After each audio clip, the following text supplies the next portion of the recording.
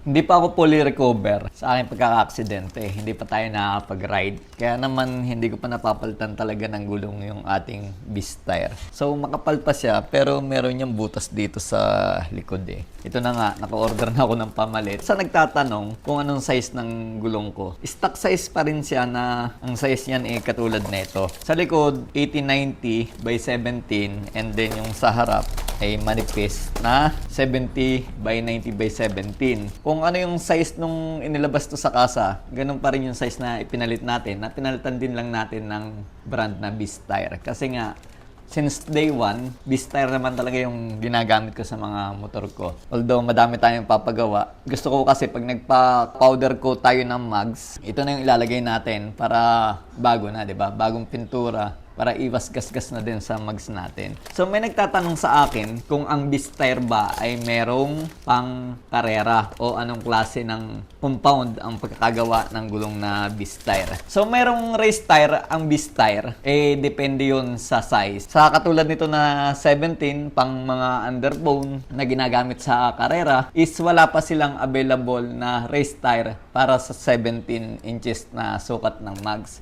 Meron sila yung Fireblade para sa mga scooter type tulad ng Aerox. Meron din yan sa mga ibang scooter, no? Ito kasi, itong ginagamit natin, ito yung ginagamit din ng mga delivery rider na in demand, no? At saka bestseller sa mga shop ng mga gulong, ang ating Beast Tire na Plus. Ito kasi, gawa ito sa medium compound. Meron kasing gulong na hard compound sa gitna, tapos soft compound sa gilid. Pagka dire-diretso lang ang takbo ninyo, is matigas to, matagal siyang mapudpod. And then, pwede yung pambangking kasi nga, yung soft compound yung gilid.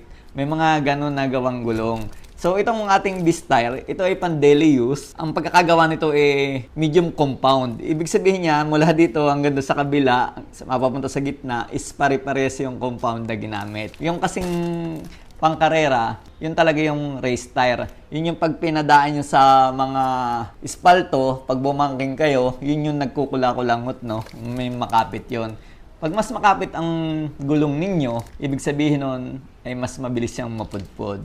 So ito, kasarapan, durable, yung durability niya, matibay, matagal yung mapapakinabangan. Ang milyahe nito nasa kulang-kulang 8,000 na pero parang bago pa rin. Since day 1 naman natin to pinalitan, di ba? O, ibig sabihin 8,000 na yung natatakbo natin, parang bago pa rin. So ang estimated ko dito na kayang takbuhin, nasa 12,000 bago kayo magpalit. 10 to 12,000 depende sa inyong riding habit. Kasi kung kayo bigla ang preno, mas napupersa yung gulong na tayo din niya yung semento. So kung moderate naman yung preno niyo, mas matagal na mapudpud ang gulong ninyo. So ayan no, sana nasagot ko yung inyong katanungan. Ito si Boss Vic, nagpapalalang ride safe always. God bless.